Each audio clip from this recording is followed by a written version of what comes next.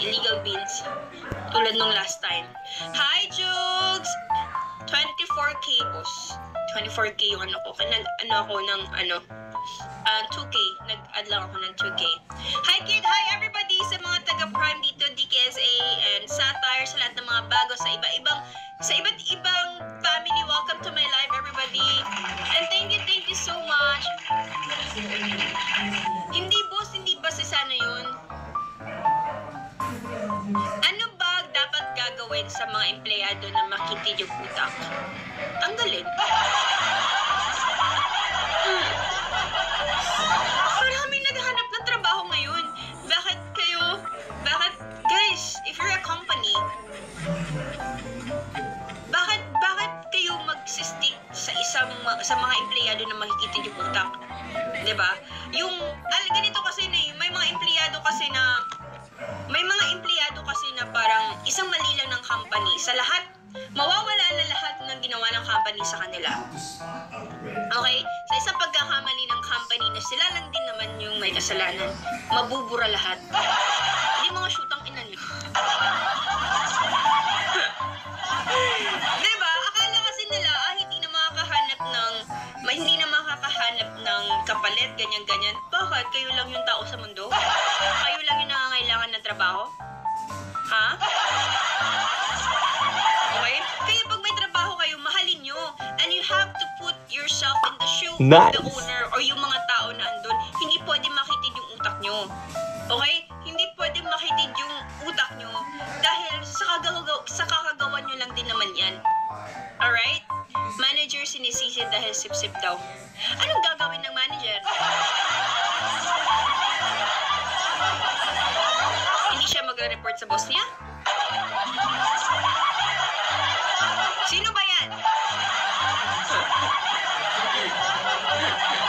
So, dapat pag manager ka, sip-sip ka na. Eh, sabihin mo sa kanya siya yung maging manager.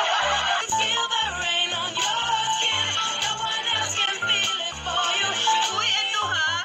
Advice kasi tayong lahat naman. Okay guys, tayong lahat. Mark! Uy, buhay ka pa. Okay, tayong lahat naman guys. Ako, dumaan din ako sa pagiging isang empleyado. And nakaranas din naman ako na may mga empleyado ako, okay? Honestly, ito lang. Ito, sasabihin. Isang beses na pabarangay na ako. Okay, bakit? Ka na pabarangay, honey? Okay. Bakit ka na pabarangay? Okay, nung may refilling pa ako dati. Ang nangyari is, na mali lang ng kwenta, kulang lang ng isang araw, kulang lang yung naiwan na sahod. For the first time, kulang lang ng isang sahod. Sa lahat, may kakatapos lang yun. Bonus, Christmas bonus, blah blah blah. Sa lahat-lahat ng ibinigay mo sa mga empleyado mo. Nagkulang ka lang ng isang araw dahil nga kulang yung nagmamadali kang umalis. Umalis ka, may meeting ka, may pinuntahan kang importante, nagkulang lang yung naiwan mo na sahod. Pwede naman gawa ng paraan yan, pero pinabarangay ka kasi nga. Sige boss, kasi nga, makitid yung utak. Okay? Kasi nga makitid yung utak ng empleyado. So pinabarangay, nagsumbong sa barangay. Ang nangyari, siya yung napahiya. Gusto ko, kahit ano boss, thank you so much, kahit ano, gusto ko mag 3 stars. Kiss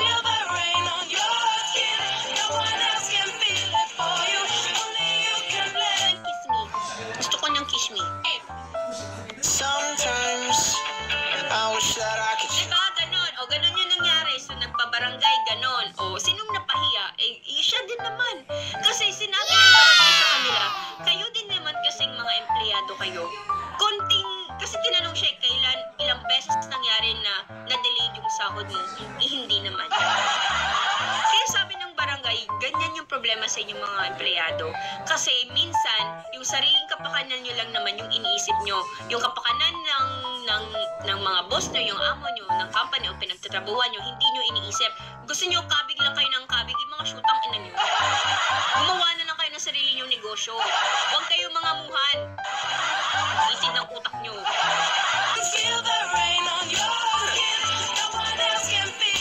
Alam nyo,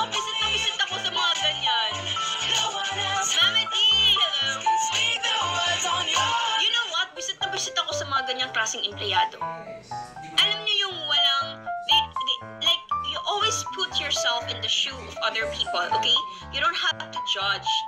Like, don't judge quickly, guys. Alam niyo yon, you have to, hi Jane!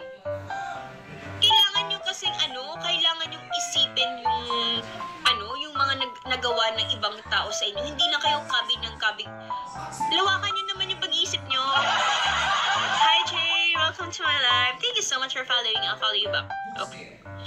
Okay, lawakan natin yung pag-iisip natin, guys. Alright? Lahat tayo nangamuhan. So, for those of you na nangamuhan until now, may mga amo kayo, may mga bosses sa company kayo, lawakan nyo yung pag-iisip nyo.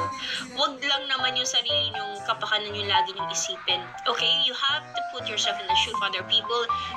Sabihin nyo, paano kaya kung ako yung amo ko? Paano kaya kung ako sa ganito? Ano kaya mafe-feel ko kung gaganituhin ako? Diba? Alam nyo, may karma yan. Yung ganun sa akin, kinarma siya. Yung nakuha niya lang sa akin, 29 pesos. Hindi natawa yung barangay sa kanya. Siya pa rin mabarangay.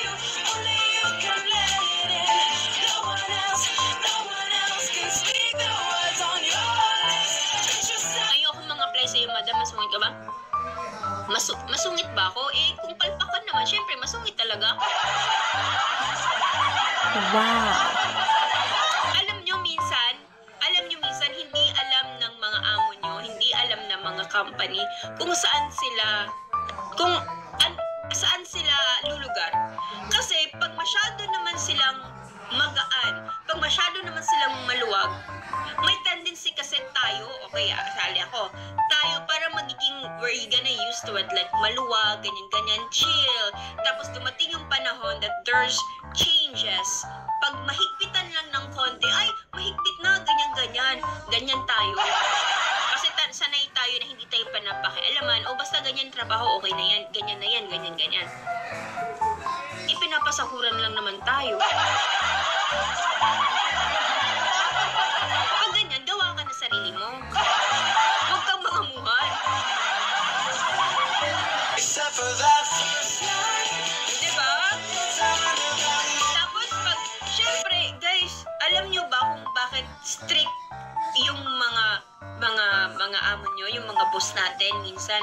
Kasi kung tayo, trabaho lang natin yung iniisip natin, sila, madami silang iniisip, empleyado, negosyo, pamilya.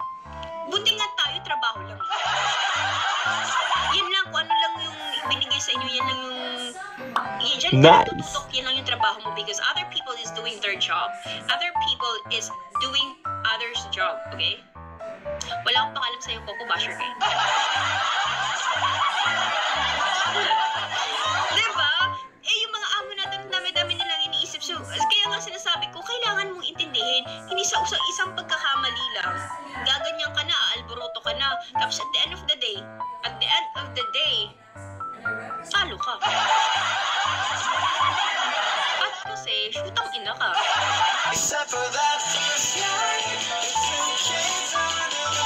Okay, kayong lahat, guys, kailangan natin ng malawak na pag-iisip, lalong-lalo na sa panahon ngayon. Mangamuhan man tayo man ang amo, ganyan. It's very natural. If strict ako, stricta talaga ako pagdating pag may empleyado ako. But, I can be a friend. I can be a friend to my employee sa labas ng trabaho. But inside sa negosyo, inside sa trabaho, you should have boundaries. Basta mahal kita, I love you too. Guys, you have to set boundaries, okay? You have to set boundaries. Okay, as an empleyado, okay, you can be a friend sa mga amo nyo sa labas, but inside sa trabaho, you have to set boundaries na siya yung amo mo. Okay? Wala tayong sahod, babe.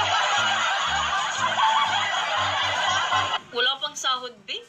Matagal pa yung sahod. Hi, good afternoon. Loki, hello.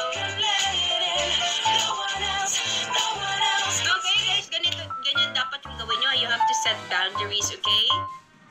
Thank you so much. You have to set boundaries. Hindi ka pwedeng, kasi magiging magulo because your employees or tayo, magiging ano tayo na, okay lang kasi barkada naman yan eh. Ganyan-ganyan. May ganyan yung tendency. Alam mo naman, mga Pinoy. Bruno! Hi everybody! Welcome to my live, guys! Please do share the live, everybody. Was Dragon, hello. Bruno. RJ, Max, hello.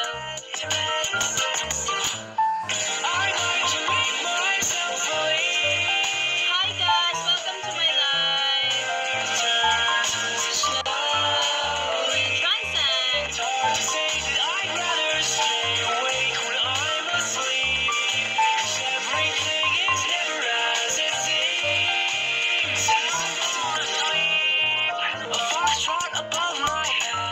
Madam, bakit mukha kang prinsesa?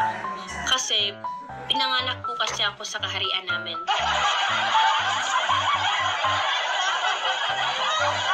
Maliit man po yung bahay namin, mahirap man po kami, pero para sa akin isa po yung palasyo. At yung reyna at yung hari is yung mga magulang ko. Boom! Mic drop.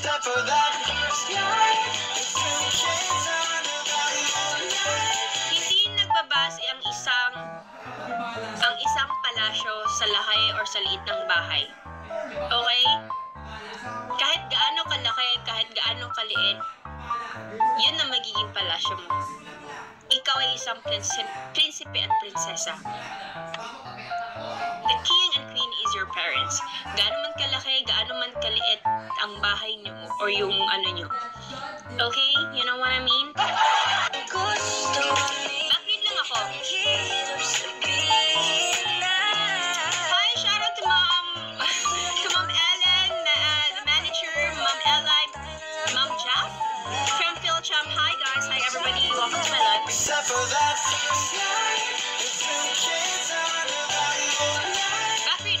Backread lang ako guys, wait lang. Chef Patrick, shall we? Chef Patrick, hello. Mr. Gray, hi everybody, please don't forget to follow me in my Bigo ID. Please don't forget to share my live. Welcome po sa lahat ng andito. By the way, I'm Honey and I'm from Cebu and I'm 32 years old. Yes, I'm old but gold.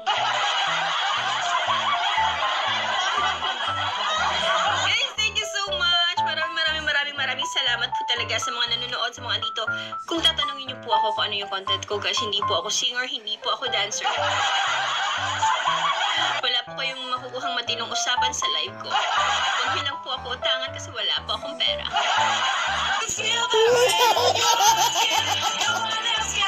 Ma'am Elay na maganda ang bangs. Sana all.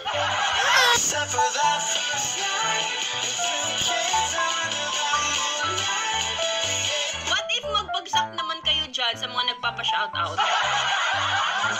Kahit isang kiss me lang. Para may kiss me naman ako. Sad boy. Hi, Tom.